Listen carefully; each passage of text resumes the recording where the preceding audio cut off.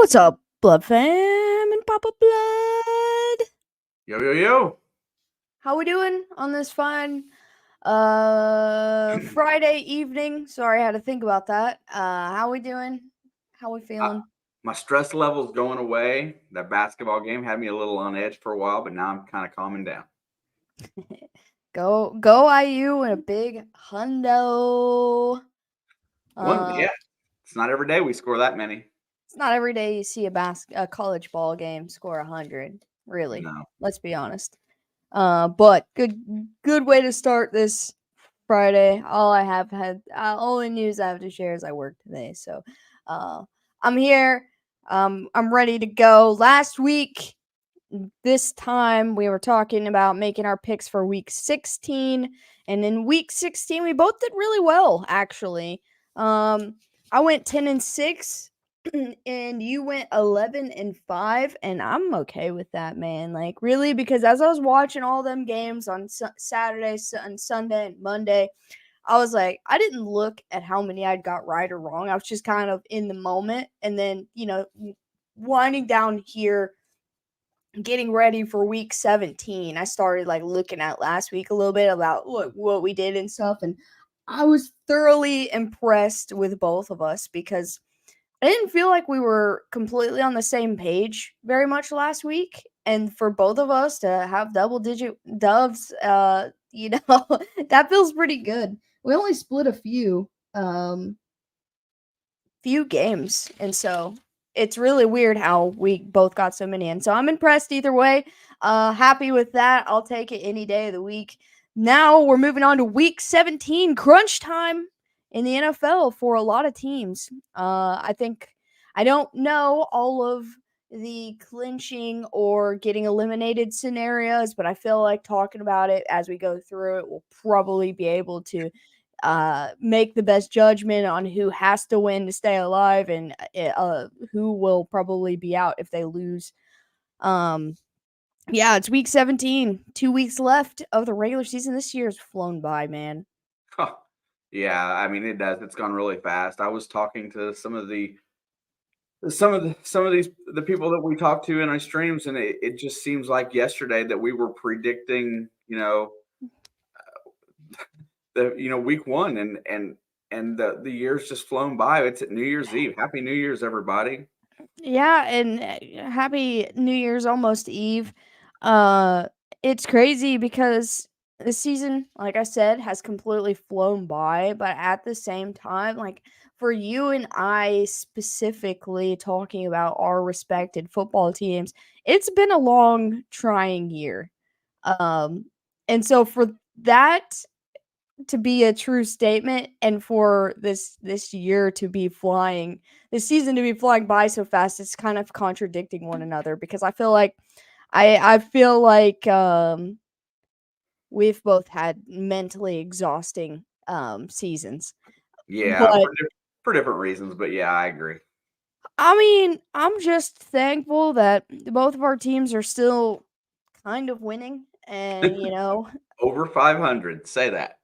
that's I guess that's all we can ask for, right?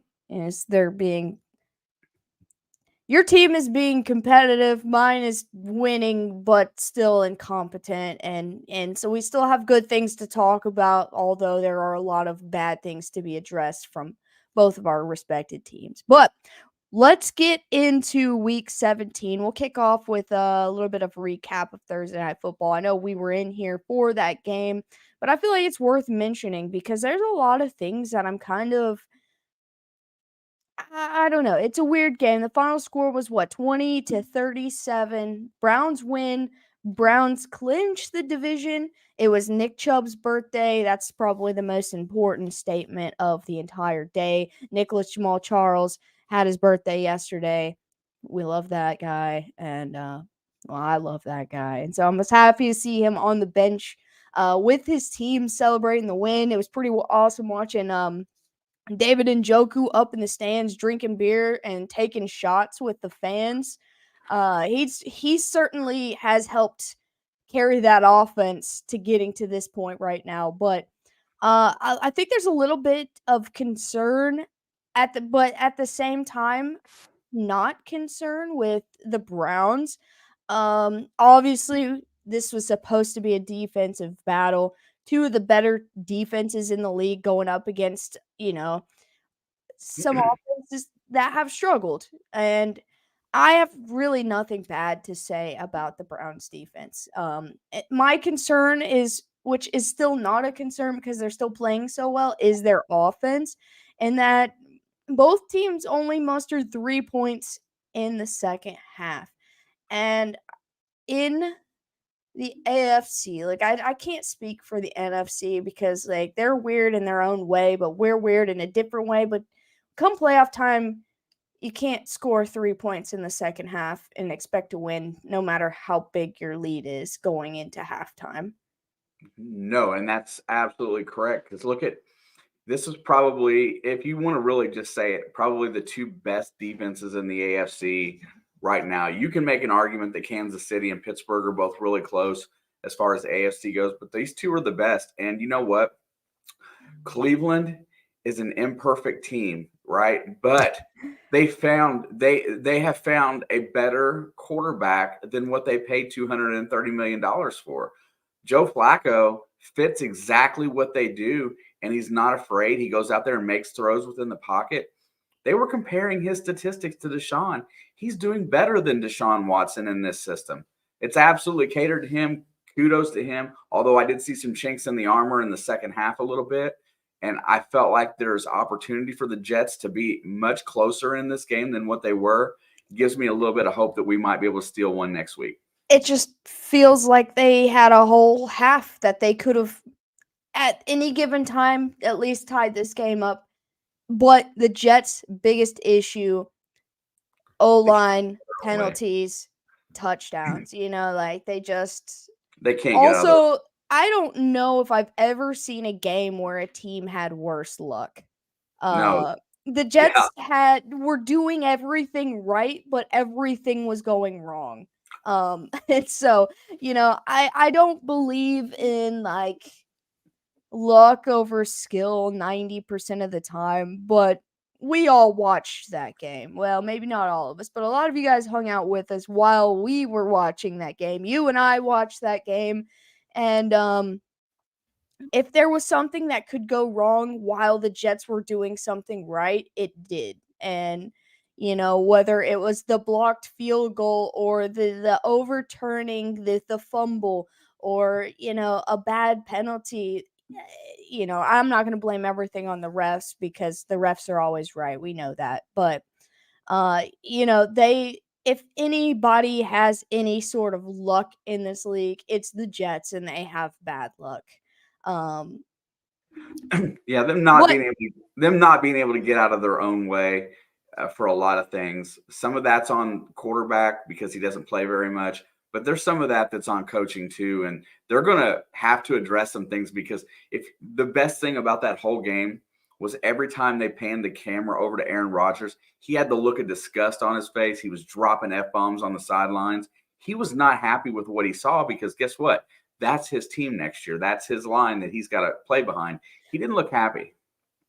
And I know people get upset about the whole quarterback away or this away statement. They're just one thing going right for them away from being a really good football team. For sure. They were unlucky. Look, they went up against Cleveland's defense. I know they only scored 3 in the second half, but they still put up 17 points on this defense, which is more points than they've allowed at home other than their one loss all season. And this is the worst offense in the NFL that did that. They have talent. They have a great running game. They have great receivers, honestly. If you break it down and look at some of the guys they've got great receivers. They just have no O-line. They suffer the penalties. They beat themselves. And, hats off to them for making that a competitive game. And shout out to both of those teams' defenses. You guys killed it. Honestly, look, I know you gave up 34 points to the Jets. Don't be discouraged. That game was just not in your cards to win. Yeah. They knew they could clinch, and they were riding high. Everything went their way, and nothing went the Jets' way. And your season was already over, but this wasn't a loss to truly just get yourself defeated about. Like, not very many people have went to Cleveland and put up 17 points this year, so kudos to you. Yeah, and only 3 teams in the AFC have clinched playoff spots at this point. 2 divisions are still up for grabs. One's pretty much secured, and All and 4 divisions are technically up for grabs. well, I mean, yeah, I mean that's not. I guess I didn't. I guess that wasn't worded correctly. No division's been clinched. All the divisions are still up for grabs. Just we can see who's the most dominant division right now in the AFC.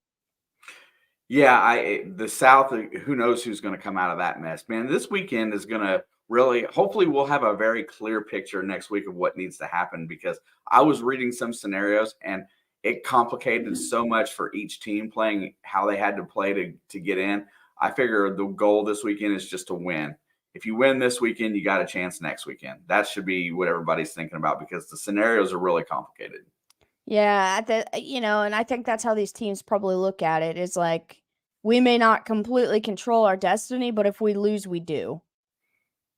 So Yeah. just focus on winning, and whatever comes after that. But let's get into this week's picks outside of Thursday Night Football, our last Thursday Night Football game of the year. Also, shout out Sports Cap, been a member for 11 months. Almost Cheers. 1 year, bro. Our first game of the week is a Saturday night game that I just found out about 2 hours ago. And so that's pretty cool. We've got the 11-4 Detroit Lions. Yes, listen carefully. Heading to Dallas to take on the 10-5 Cowboys. The Lions have a better record than the Cowboys. And I'm just going to say it. I think the Lions are a more inconsistent team than the Cowboys.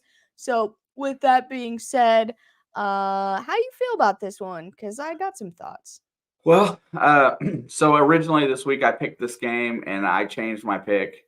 I'm just going to say that right now. I swapped. I looked. Oh, wait. Before you end that, I've made 0 picks other than the Browns game. I just went on CBS and filled it all out as every home team. And I was like, going to go through it when we go through it now again, because that seems to be my best luck. Yeah, I went through and I picked them, and then what I normally do is when it releases, I go through, I pick them all, and then when we do this, if I want to make any changes, I make it then. So originally, I picked this game. I feel like okay, first of all, Dallas is the best home team in the NFL. They play better at Facts. home. That's hands down. So that gives them a 6 or a 7 point advantage. They average 40 points a game at home. Holy crap! The only team in the NFL that I can combat that with is Detroit. Because Detroit, when you put them in this type of situation, they score well as well. I originally picked Dallas in this game. I really felt like that they were the better team on this field at this day. But the more I thought about it, I saw a replay of the Buffalo game with Dallas, and all I watched them do was gash them with one running back. Well, this Detroit running back's a two-headed monster. David Montgomery and Jahmyr Gibbs are they're running the ball better than anybody. And then Jared Goff just being serviceable. I changed my pick. I'm going to take the Lions on the road to give Dallas their first loss at home this year. I mean, you don't have to state that you changed your pick because Nobody's heard your pick yet. So oh well, I take Detroit at home or Detroit on the road. I'm with you. It's Dallas minus 5.5. If I was betting either way, I would take the Lions at 5.5. Like either way, it doesn't matter win or cover. Like you said, Dallas is the best home team in the league. They're definitely better than I think any AFC team at home, by far, and that says a lot because the AFC is far superior to the NFC right now. But Detroit's played great away. They've had 2 losses, but they have won the majority of their games. Both of these teams are 3-2 in their last 5 going into this matchup. But I just think overall, the Lions are a stronger football team. I think, they do ride on Jared Goff having a good day for them to have a good day. But this Dallas team is very, how do I say this in the least offensive way possible? They're very weak-minded. It doesn't take much to crack the armor with them. They are very strong. They're a really good football team. They have a great squad, and coaching has been really well for them this year. But Jared Goff has a bad day, it's always really bad. But anybody on that Cowboys team has a bad day, and they all suffer. Like, I don't know. Buffalo cut them open. Then Miami came and beat them again. I didn't think we'd get to see them lose 3 in a row this year, the way they've been playing, especially any home game. But they almost lost to Seattle at home. And I know Seattle beat Detroit, but we all know and believe that Detroit's a better team than Seattle. And so I think if Seattle can put up 34 points on the Cowboys in Dallas, so can the Lions. And that's exactly what they'll do. This is a great team to go into a shootout with, and this is also a great team to run the ball down your throat. So I'm also going to take the Lions at Dallas to put some heat on the Niners' backs, because that's who this. This affects both of these groups, because the Cowboys still trying to clinch their division, and the Lions are trying to clinch that 1 seed, and so they're determined. They've done something that hasn't been done in over 30 years, and they're going to try to go for it all. Dan Campbell is going to have these guys roaring and ready. Yes, ma'am. Let's go. Moving on to the next Battle of the Birds. We've got the Cardinals heading to Philly to take on the Eagles. Yeah, and point spread is minus 11.5. Deservedly so. Kyler Murray's ill. He's under the weather. There's a lot of things. No. Kyler Murray's not ill. It was double XP on Call of Duty this week. Oh. Well, whatever the case is, he's not focused on football. Give me the Eagles at home. I don't even really want to talk about it. Yeah, I know that this still feels like a trap game to me, and it is, because this Eagles team has not played dominant in weeks. None of them. Their defense hasn't been dominant. Their offense hasn't been dominant in weeks. I want to be super reckless on this and lean towards taking the Cardinals, but I feel like the Cardinals might cover. Because I still feel like Philly's got to bounce back at some point, and this is a good game for them to bounce back. But weirder things have happened. I'm going to take the Eagles. I'm with you. I'll save my reckless picks for a later game. A later game? Okay. Yeah, I probably got a couple in me. I haven't looked at them, but I made these things, and so I got a kind of an idea.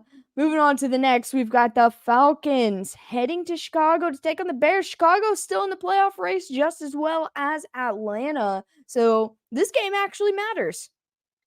Yeah, not really.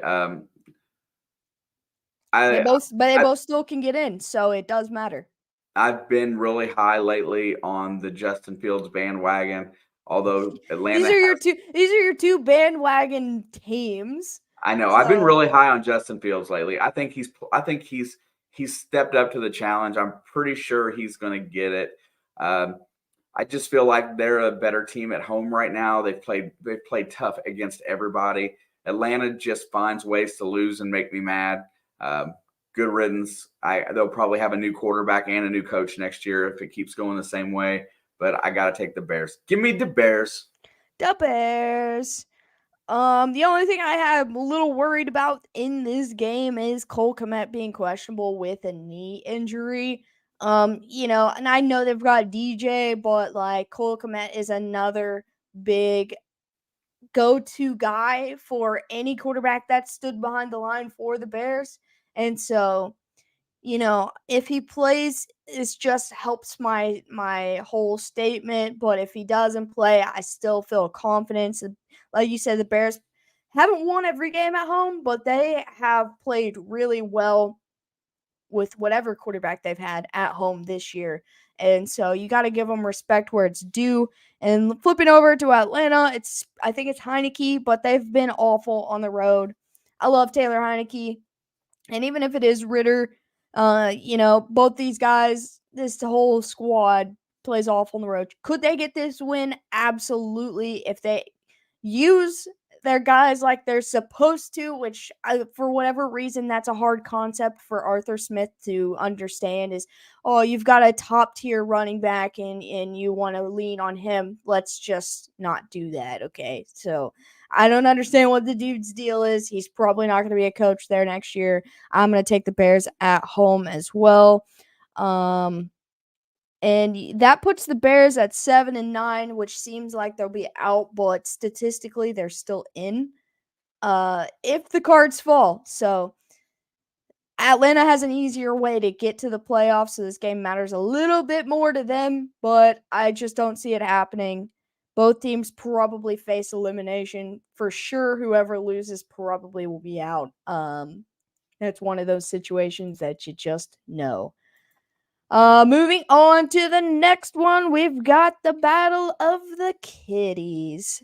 We've got the Panthers heading to Jacksonville to take on the Jags without Trevor Lawrence for the first time, I think, in his NFL career. He's actually being ruled out of a game.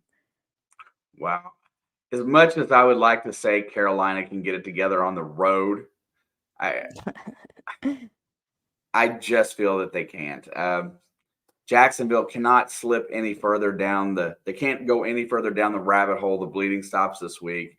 They get the OW over Carolina. It's probably going to be closer than what I would like to see, but I'm going to take the Glitter Kitties. Listen, Jacksonville has 8 wins this year, and only 3 of them are at home. They don't play well. I'm going to use one of my reserve picks of chaos here. And you know what? Other than our actual Panthers fan, I'm the only one that's put any faith in this team all season long. What do they have to lose? That's the same mentality I've gone every time I've picked them. They've got no reason to actually lose out. And, they haven't played well on the road. The point spread's -4. They know something we don't. This game's going to be close, in my opinion, because Jacksonville bad at home, and they've got a backup quarterback. But Carolina's defense not been the worst defense as of late, and I think this late in the season, I feel like they're going to be able to string along a bit of a run. Maybe not win out, but I just feel like something's going to start clicking. Their injury report is a little rough, with a couple guys on there, but all of them are on their defense except for one offensive tackle. I think this is a carefree game for Bryce Young, and I'm going to take the Panthers to upset the Glitter Kitties and open the door for Houston to slide in. I would love to see your prediction come true. The worst thing I got about that is Carolina has not won a road game yet this year. Yep, and Jacksonville has barely won the games they have won at home. So fair enough. Look at this. Bryce went carefree last week and passed for 300 yards casually against Green Bay. So Green Bay is playing a little bit more better football than Jacksonville right now. I like this matchup. I hope it happens. I hope it happens too. I'm here for dumpster fire chaos. I want both styles to be under 500, honestly. And so go Panthers. I'm rooting for you. Sorry Jags. Sorry Sports Cat. I want you in a wild card spot. I don't want you at 4. I like it better that way. Moving on to the next. We've got the Rams heading to Jersey to take on the Giants, and it's going to be Tyrod Taylor as the starter. No more Danny DeVito's nephew for now. Hey. It was fun. It was fun while it lasted. The Tommy DeVito experiment has officially ended. Tyrod Taylor is probably the better starting option now that he's completely healthy. But I want to talk about the Rams. I know. Matthew Stafford, I Cooper know. Kupp, Puka Nakua, Kyron Williams got it right this time. These guys have been absolutely on fire, probably playing about the second or third best football in the NFC right now. I love the Rams on the road this week, although the Giants, I think, are going to fight. Give me Matthew Stafford. I'll take the Rams. Dude, when I was writing down all of our picks this week, I already wrote the Rams in for your name because I already knew what you were going to say. Like, it was the only one I did that with. But I didn't even fill in the Bengals one because, like, I hope you do what you're supposed to. But I didn't. I just filled in the Rams one because I was like, wait until we get there, and he's gonna be like, "Let's talk about the Rams." That's I'm on them, man. I like it. That's exactly what happened. I'm with you. I don't got much to say about this. I feel like the point spread's plus 5.5 for the Giants. Yeah, that's right where I see this game being. Either that or a total blowout. But Tyrod Taylor kind of elevates the passing game a little bit. And, playing against a team that swaps quarterbacks as frequently as, the Giants have had to this year due to injury, it gives them a chance in a weird way, against anybody.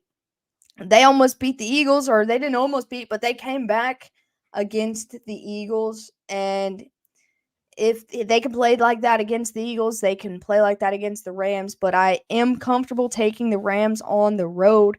These two teams play equal on the road versus at home in this scenario. I've got nothing bad about the Giants to say this week, but it just feels Over. right. It just feels right to take the Rams. I wouldn't be mad if the Giants upset because, like, it's that time of year. Things happen. Eliminated teams play spoiler, and I'm here for it. Yep. Okay, moving on to the next one. Of this game really hurts my insides a little bit.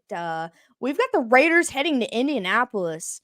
Both teams fighting for a playoff spot. The Raiders are in a scenario where they can still win their division, just like the Colts. Colts have a little bit easier of a path. They don't have to depend so much on everything working, just some things working. But the Raiders, I'm going to just tell you right now, I don't want the Colts in the playoffs. I've stated that. Like, I love Gardner Minshew. I just don't want to have the opportunity to meet the Colts in the playoffs. Like, that is all that's about. There's no bad blood. I don't hate them. I don't wish bad upon them. I just don't want to see them for my own personal gain. But on the other side is I don't want the Raiders to win this week. And then they play before we do. Cincinnati's our kryptonite.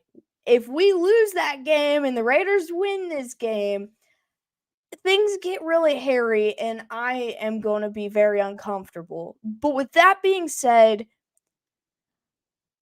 I have to have confidence in my team, albeit it's just a little bit. Therefore, I'm going to take the Raiders to get the win over the Colts. Minshew has had struggle with pressure in his face this year, and this D line for the Raiders is the biggest highlight of their team. They are strong. They don't mess around, and they shut teams down. They quarterback hunt and shut teams down. I don't know who I really truly want to win this game more. But I'm gonna take the Raiders to keep the trend of chaos, and I really do believe that they can win this game. Well, there's another team in the NFL that looks an awful lot like the Las Vegas Raiders. A lot of D-line pressure up front, and the last time they went into Indianapolis ran the ball down their throat, and that's Pittsburgh. T.J. Watt and Max Crosby are very similar. Linebacker play is very similar, and Indianapolis chose the running game as a means to defeat the Steelers pretty handily in my mind. Give me the Colts at home. I'm glad to differ with you on this one, although I'd probably rather see Vegas win for my Bengals, but I don't think it really much matters at this point. Yeah, this game is probably for my own personal feelings, one of the hardest games. This is the game of the week I wish would end in a tie. Like, This is the game I would love to see end in a tie. That pretty much sums it up. If you say that about any game, you understand. But go whoever wins, I suppose. Someone's gonna win. I don't think we're gonna see any more ties this year, but we've been wrong before. Moving on to the next, one of the more important games of the week. We've got Miami heading into Baltimore, and Miami's chasing Baltimore right now. But Baltimore just upset the best team in the NFL on Monday Night Football last week in the 49ers. These two teams are ranked 1 and 2 in the power rankings across the NFL. The Ravens are 5-0 in their last 5, and they're 5-2 at home. The Dolphins struggled a little bit, but are 4-3 away and 4-1 in their last 5. The spread on this, which I'm actually kind of surprised, is Baltimore -3. I was anticipating a 6 to 8 area, but they love chaos like we do. And so Well, you know what? I was just going to say, and we haven't talked about last year much this year, but do you remember this game last year when Miami I went? remember it. It's one of the few games that were not my team that I can remember almost every play in the entire game. And this Miami team came into Baltimore last year and put up like 28 fourth quarter points to win or something stupid like that. It is But worth noting that there will be for sure no Jalen Waddle. yeah, I was getting ready to say that with both of them wideouts available, it makes Baltimore's task a lot harder on the outside with Tyreek and with Jalen Waddle. I think that really helps Baltimore's game. Baltimore just looked like the best team in football Monday night, going to San Francisco and doing beating the best team in football. yeah, but I really think Lamar is in it to win it this time. Whether he chokes in the playoffs or not, I don't know. But I really think Baltimore's going to be the better team for regular season football, and they're going to get the dub against Miami at home. So realistically, if we're talking about my own personal game, I should be rooting for Baltimore. For the chance that Miami loses out, which is possible because they have Baltimore and next week Buffalo. If we win out, we can steal the 2. Realistically, that's what I should be rooting for to happen. But also, I would rather Cleveland or Miami get the 1 over Baltimore. So, I want Miami to win this game. My team deserves to not be a top 2 seed right now. They don't deserve it, and so I'm okay with that scenario not playing out and working out for me. Obviously, as a fan, the highest seeding we can get is 2, and so I'm rooting for that. But at the other hand, I'm a realist, and that team does not deserve to be a 2 seed right now. And so I'm fine with them being 3, 4, as long as it's not 5, 6, or 7. I'm good with any of that.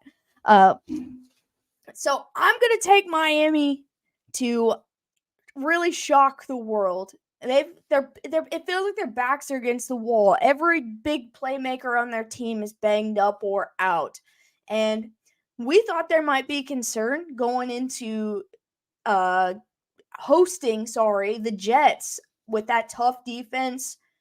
And they went and smacked the crap out of the Jets. I have never seen their defense play as tough as they did. And yes, we've talked about the Jets' offensive struggles, but then you turn around offensively, and Miami cooked this Jets defense.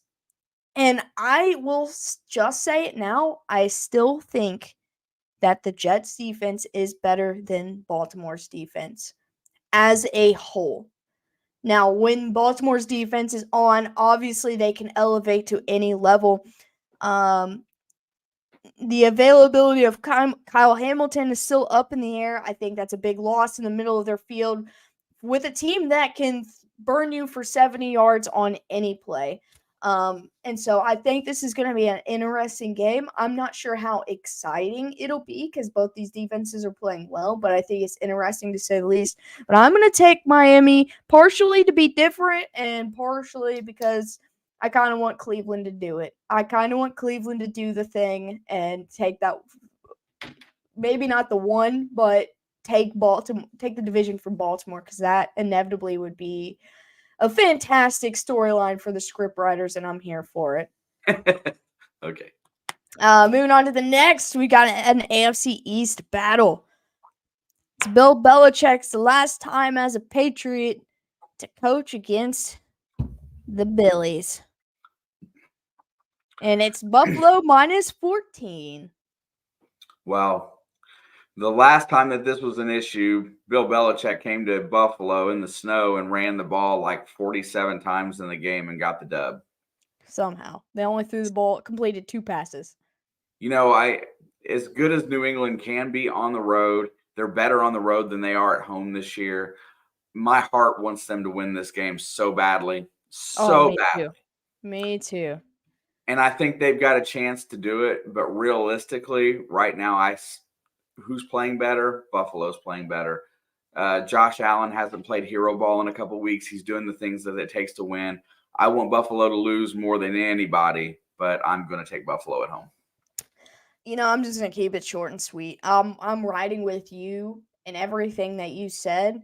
Do I feel like that 14-point spread is spelling doomsday for Buffalo? Absolutely. But I've watched Buffalo beat good football teams really badly, like the Bills like the Cowboys as of recently. So I have to ride with the fact that they're semi-hot right now and take the Bills. But that's one of the biggest upsets this week I am truly rooting for. Other than the Miami one, of course. Yep. Let's see. Moving on to the next, one of our favorite divisional matchups ever. We've got the Saints heading to Tampa. And I'm just going to go ahead and go first. 99% of the time in my entire life of watching football, I would take the Saints hands down, no matter where they were playing. But Baker Mayfield has truly earned my respect, and he's been playing really well. Do I think the Saints might come in there and just play spoiler at this point? Yeah, I do. I really do. But I'm going to take the Bucks, and if they lose this game, then I will just never pick the Bucks ever again against the Saints ever. Because this will be the first time I've ever done it. So, give me Tampa. They're the better football team right now. But that Saints defense is kind of nasty still. Yeah, as much as I like 90% of the Saints, the 10% that I don't like is Derek Carr. And honestly, I just don't see him going on the road to Tampa Bay and competing with Baker right now. Baker's playing probably his best football ever. And while he's playing great football and he's got his mouth shut, not being an idiot in the media, I'm going to ride with that guy. Give me the Bucks. That's where I'm at. That's where I'm at. You know, as long as he keeps his mouth shut, I will ride with him because he's a good quarterback. His mouth is 85% of the reason I never liked him. From day one. Though. But he's been admirable as a leader right now, and I have to respect that. You know Baker's been baking. You're right.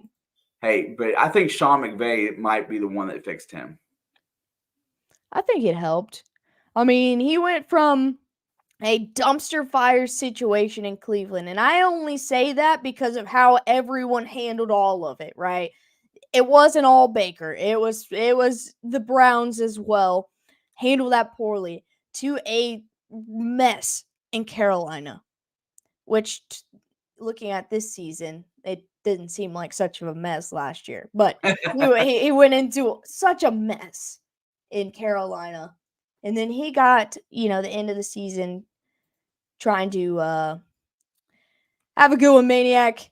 But, yeah, you might be right about that. Sean McVay, he's a good coach for a reason. And shout out to the Bucks, man. That's all I got to say. Baker, keep doing your thing, buddy. I'll keep believing in you. And I still like to say go Saints, though, here. Nothing bad against Tampa Bay. Tom's gone, so I don't really care. But I hope it's a good game. It could be a 3-6 game too. Also, you never know. Moving on to the next, the 49ers head to Washington, the cursed FedEx Field, to take on the Commanders in a game that matters more than they probably ever thought it would. Yeah, San Francisco gets embarrassed at home on Monday night. What happened the last time they got embarrassed on their own field? They went out and played football the next week. Everybody's there. Everybody's pretty healthy. San Francisco has got a get-right game in Washington. That secondary is atrocious. That offense is getting a lot better. I think Bieniemy's going to be the head coach there next year. I know Ron Rivera is on the way out, but I think San Francisco gets right this week.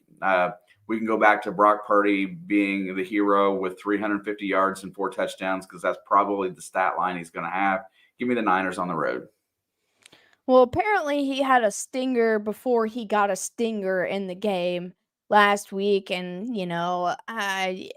so he's not listed on their injury report, but he got taken out of the game because he had a stinger in the fourth quarter of that game. So I feel like that situation is getting kind of sus. Because every time anything's happened to Brock Purdy, we find out later. Because when they announced during that San Francisco-Baltimore game that he was pretty much not coming back in because he suffered his second stinger this week, no one talked about that. When did he ever suffer the first stinger this week? And it was never addressed. It's starting to feel sus because they just found out that he had a concussion on the plane ride home another day. Like, bro took a shot to the head. We all knew. We saw it. And they didn't talk about it. It's a weird situation. I anticipate Brock Purdy having a not very good game, but I still think the Niners get the win. I think this is a Christian McCaffrey case for MVP right here. It's going to be his show. He's going to go out and win this game. And this is not disrespecting Brock Purdy, but if you've had 2 stingers in 1 week, you're probably not feeling very good. And if that's true, then I just feel like he'll struggle a little bit. The Commanders haven't played the best this season, the best at home, however you want to look at it. Most of their games they've won have been on the road, but they have been able to go toe-to-toe with just about anybody. Jacoby Brissett was slated to be the starter, but then he came up on the injury report with a hamstring injury, so it will be one or the two. I like to see this be close for a little bit, maybe close for a half, but ultimately the Niners get the dub. But I wouldn't be mad sorry, Leo, I wouldn't be mad at the Lions ending up with the 1 seed, all the same as the Browns. So if the Commanders happen to win, I'm not going to be as upset about it as I thought I would, because I wanted the Niners to be a lockout 1, but I didn't think Detroit had a chance. And they're the only other team that I would want to see with the 1. And like I said the other day, San Francisco could be 1, 2, 3, or 4. It does not matter. They can win on the road anywhere in the playoffs, and they will if they have to. And so I'm rooting for chaos, but I am going to take the Niners. But I don't think this is going to be a Brock Purdy game. I think this is going to be a Christian McCaffrey game. Unless his stinger is fine, I don't know. Or the second one, I don't know. I just want to know. Both stingers were reported, but they were not talked about. If you have a stinger, like we watched, what's his name? Jordan Wolford missed 3 weeks because of a stinger, and this man's had 2. I don't understand because I just feel like something's weird. Everything may have been reported the way it should be, but it still feels weird to me. I'm getting the weird. The rest of the team, you're perfect, but why are they being so weird about him? Don't know. Moving on to the next battle of the AFC South, we've got Tennessee heading to Houston, and CJ Stroud is back, finally. Yeah, I think it's going to take him a little bit of time to knock off the rust. I think Tennessee's defense will be formidable for a good while, But inevitably, I think Houston's got the right mindset. I think they're going to win the South. Give me the Texans at home by a smidge. Yeah, I mean, he might take him a quarter to work it out. Luckily, not luckily, that's a terrible way to word it because concussions are never good, but thankfully he did not suffer like an arm injury or a leg injury to hinder his mobility or throwing. So as long as his concussion is good as it's supposed to be, which I applaud D'Amico Ryans with their season at the stake, not rushing him back last week because I said he was close, but they wanted to, be careful with him. So I applaud him for that. They've played good at home. Tennessee's played bad on the road. And give me the Texans to keep on keeping on. And moving on to the next, this is the weirdest matchup to me because I feel like it does not belong in this slate. All these matchups somehow make sense, and this one in my brain doesn't. We've got the Steelers heading to Seattle. I'll go first. Give me Seattle. I don't care. Seattle's played really great at home, and they're trying to get in the playoffs. Simple as that. I think they've got more motivation. I think the Steelers have a chance to be in the playoffs, but I don't trust anything. I don't trust them. They've got a good defense, but playing in Seattle's not easy, even when Seattle's the worst team in the league. Their offense is what has been the thing holding them back all year from having a lot more wins, and they've also won games that they should not have won at all. It's a weird team. I've written them off, and I've moved on. Give me the Seahawks. Can't wait to watch them in the playoffs. Yeah, I don't look at Pittsburgh as badly as you do, but Pittsburgh is Cincinnati's kryptonite for the last couple of years for the most part. But just because he had one good game playing Cincinnati doesn't mean a whole lot. They're going to go out to Seattle, and that's a long flight. They're going to struggle. They're going to be motivated. They're going to play well. But I think Seattle's defense against that offense is going to be more opportunistic. I think they're going to turn the ball over. And I just love Pete Carroll in this situation against a game where he knows it's going to be a grinded out type of game. Pete Carroll usually gets the win. Don't care who he starts at quarterback. It can be either one of them, Drew Lock or Geno. I think Seattle gets the dub. Easy enough. Speaking of the Bengals kryptonite, moving on to the next, we've got the Chiefs kryptonite. We've got Cincinnati heading to Kansas City. Your boys taking on my boys. And that's how I feel about it. Yeah, I'll go first. I've been researching, been looking a little bit today, been listening to some locals and out there in Kansas City. I just really wanted to get a vibe for how everybody felt about it. I love both of these teams. I love the way that they're coached. Not necessarily their head coach, but I love the way they play the game. I love the way they go about it. They're competitive. I love this matchup, honestly. Like with Burrow, with Browning, even if we had our backup in, it doesn't matter. I love this matchup between these two teams. Yeah, Kansas City's defense has really saved their offense this year. I feel like there's a lot of disconnects, and I think it starts with the wide receivers on offense. I know that's cliche. Everybody keeps saying it. But with that being said, I think the offensive line, after Donovan Smith went down, that's when they really started having trouble gelling. Mahomes doesn't take a lot of hits, but he gets out of trouble a lot. But he's just had, it seems like, not enough help from since the end of October. Kelsey's not had over 8 receptions in a game. It just seems like something's not meshing on offense. The running backs are both messed up. I'm going to take the Bengals on the road. I feel like they have at least the opportunity getting healthier to come in there and play. Taylor Britt back in the building. It really takes some pressure off of DJ Turner, who's been asked to do a lot out there at cornerback. I won't be surprised if we lose, And I might be surprised if we win, but I think we really have a very fair shot at it. I don't know what the line is on this game because I don't look at the betting lines. 6.5, which I feel like is disrespectful to the Bengals right I feel now. like we're going to see a 27-24 game either way it goes. I'm so sick of the 27-24 score. Give me the Bengals on the road. Good luck to Jake Browning. See, I will be impressed to see how he handles the noise in Kansas City. Yeah. So the Chiefs are 2-3 in their last 5. The Bengals are 3-2 in their last 5. Bengals have struggled a little bit on the road, but the Chiefs aren't that much better at home, which is so stupid.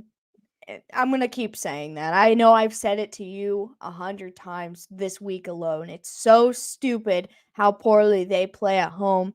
We have 6 losses this year. 4 of them are at home. It's dumb. But offensively, even though our offense has been dog doo-doo, it's still produced more points this season than the Bengals. And our defense, Jamar Chase can talk all the shit he wants to talk, but this is the best defense that he will have seen thus far, if he even plays. I don't know why he's talking when he's the one man they're looking at that they don't know if he's going to play or not. I love Jamar Chase. I love the Bengals. I love T. Higgins.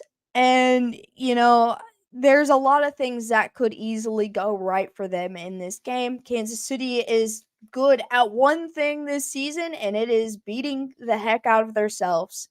And so they need to take advantage of that. Unfortunately, sorry for you, Kadarius Toney will not be playing in this game, so you're not going to get a free 6 anywhere that you didn't earn, I guess I should say.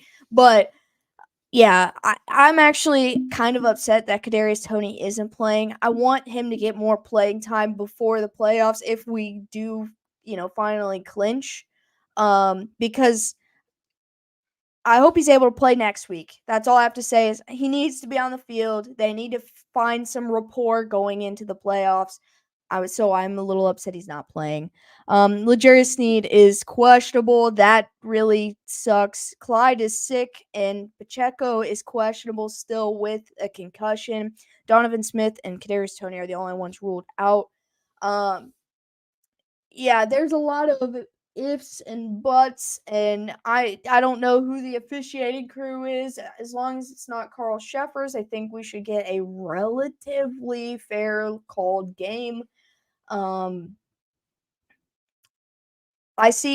want to see this be like a 34-28 game no matter who wins, but in my opinion, I see this being a 21-16 game no matter who wins. Obviously I'm going to take the Chiefs. If I lose faith in them now, then I'm not even going to watch the playoffs. So I have to believe that they have a chance. But if the Bengals upset the Chiefs, you will not see me crying about it because I saw it coming.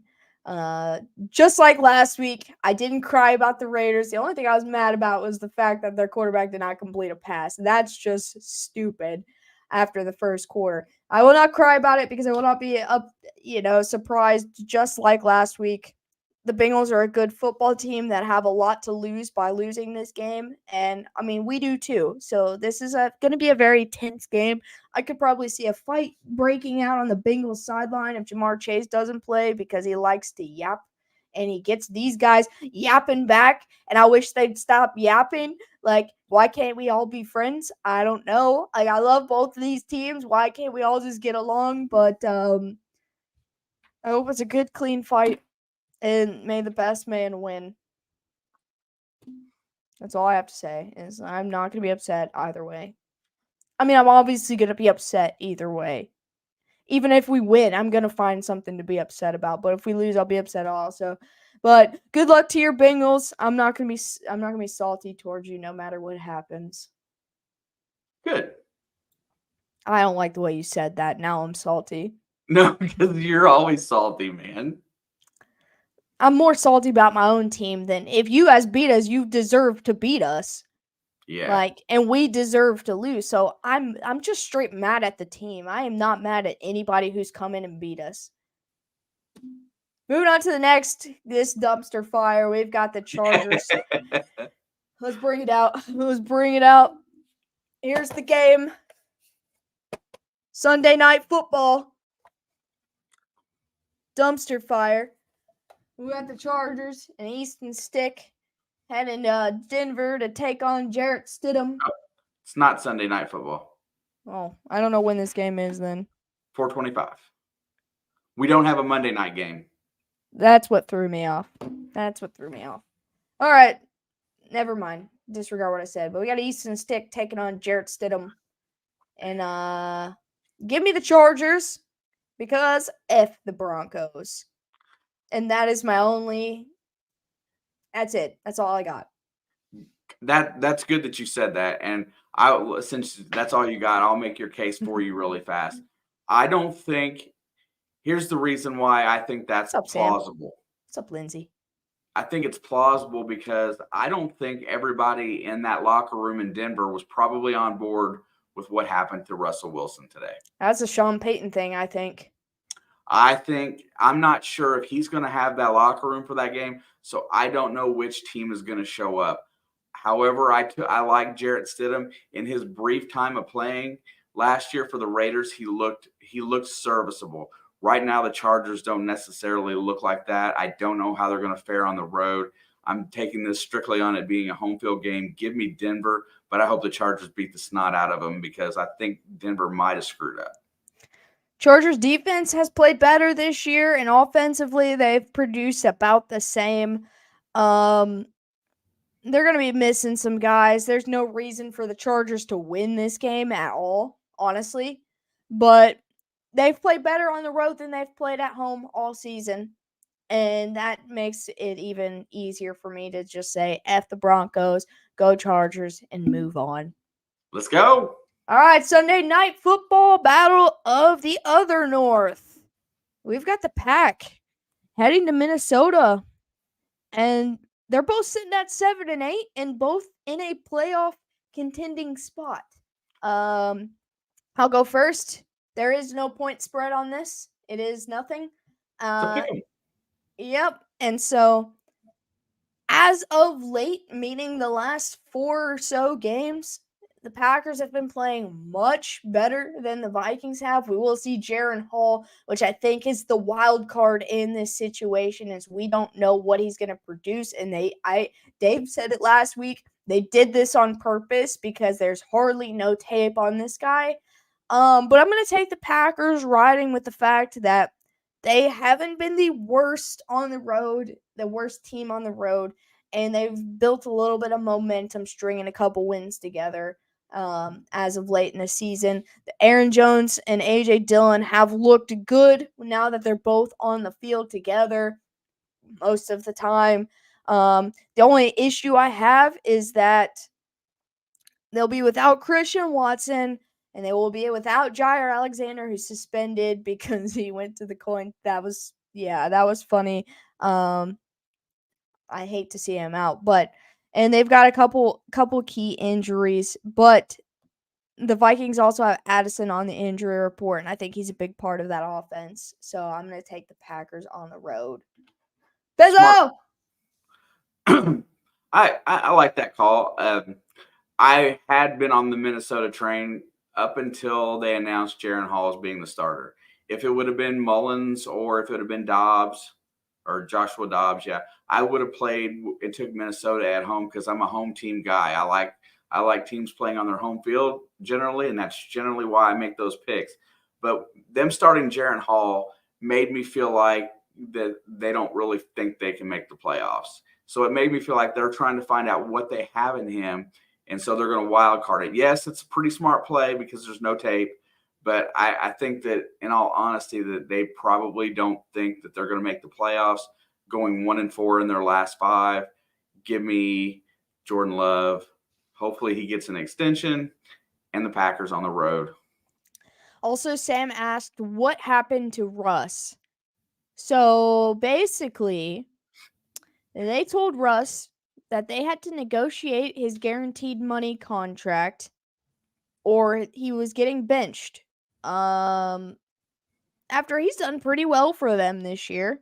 He's had a good And year. I guess he didn't agree with it, and now they have benched him for the year and will most likely move on from him. Yeah, he's probably going to be cut in March, and they're going to save.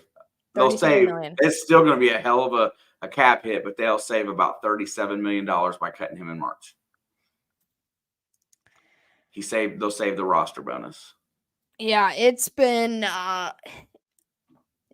fun being a Broncos hater the last 2 days. I'll tell you that. Did you pick the Broncos or the Chargers? I can't remember. I did take the Broncos. I thought so, but I didn't want to write it down and be wrong. All right, let's put this down.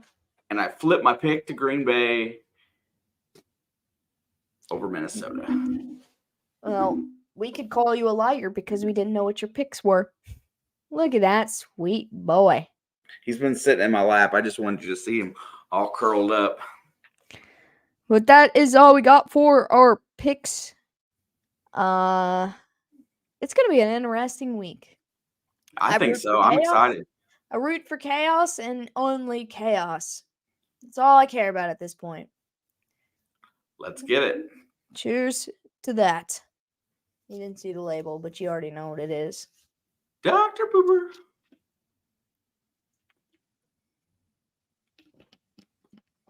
Also, Panther asked, either of you playing games tonight? The answer from me is no. I gotta get to bed. I got my butt whooped at work today, and I already know I'm gonna get my butt whooped twice as hard tomorrow and triple as hard on Sunday. So I gotta do a little bit of rest. Might be my last chance to play, so I'm going to probably play some tonight. Do the Pick'ems extend to playoffs, or is it next week? It goes all the way to the Super Bowl. Yep. So, Leo, you still got a chance. You still got a chance to take that one spot. It's a little bit of a you gotta make some right, probably chaotic picks, correct ones, but it's still doable. And you know what, you winning is still up for grabs. Peter North has been rocking though. Yeah, he's up 7 picks on us, I think. Oh, there's still a way, Leo. There is still a way. You just have to believe. Keep picking, Leo. One of us can still win. I don't even care anymore, man. I just have fun doing it. I'm looking forward to waxing all of you guys in the March Madness bracket. And when my winner loses in round 1 again, I still, the last 3 years, my winner has lost in the first round. But I'm gonna get you guys this year. I even let Shaden pass me. Well, you can still catch him at least minimum for pride. Yeah, Leo. See, look, when you can't win the long ball, you have to choose small battles, and my small battle is just trying to beat him any way that I possibly can at anything. So you still can attain that goal. Beating him is still a win because he's really good at this. Hey, I won last year, Leo. So if you beat me, you're beating a defending champion. That's one way to look at it. Ouch. But that's all we got. I think I'm gonna chill out and watch some YouTube videos and then go to bed. Kitty? There it is. Oh, he can see himself. Uh-oh, he's probably like, is that a freaking cat? Look at him, his tail's flicking, he's mad. He does not like kitties. My small battle is beating you. Oh, well, that's not even like a... You just have to compete to beat me. You don't even have to try. I am reckless, and that is my MO. But, we'll be back tomorrow night. We didn't know that, but we will. But we will. It's news to us too. We will be here. You guys probably thought that before we even knew about it. We'll be back Saturday night at about 8:10, 8:15. I may or may not be a few minutes late. If anything like today's work day, which I said tomorrow's gonna be 2 times and Sunday's gonna be 3 times, I'm probably not gonna get out on time, but I'm gonna do my best and try to be home right at kickoff. But if not, Papa Blood will be here, and he'll kick things off at the least until I can get in here and kick it with you guys. But we appreciate you. When we end this stream, if you'd like to drop any predictions or comments about this week's slate, be sure to do so in the comment section after the stream is over. We'll read and to respond to anything that you guys drop. If you haven't already, make sure to hit the like button, subscribe button, all that good jazz if you want to show your support. We're halfway to 2,400. We hit 2,350, and so we're trying to push to 2,400. So we appreciate you guys very much. Also, if you haven't and would like to make picks, I know it's late in the season. If you want to do a playoff run, just a playoff run, the link to get into our pick'ems are in the description. If you want to join our Discord, that's also there too. Anyway, you guys want to chill with us, it's all there. And you got anything else, Papa Blood? I'm ready for tomorrow night. Let's just get to that right now. No, I'm not ready for tomorrow night. I need sleep before tomorrow night. I can't skip that. I didn't get enough of it last night. I need the sleep this time. I know. Get it. I'm gonna after some YouTube videos. But that's all we got. We appreciate you. We're It's in the Blood. I'm Alex. That is Papa Blood. For those of you who don't know, and we will see you guys tomorrow. Peace.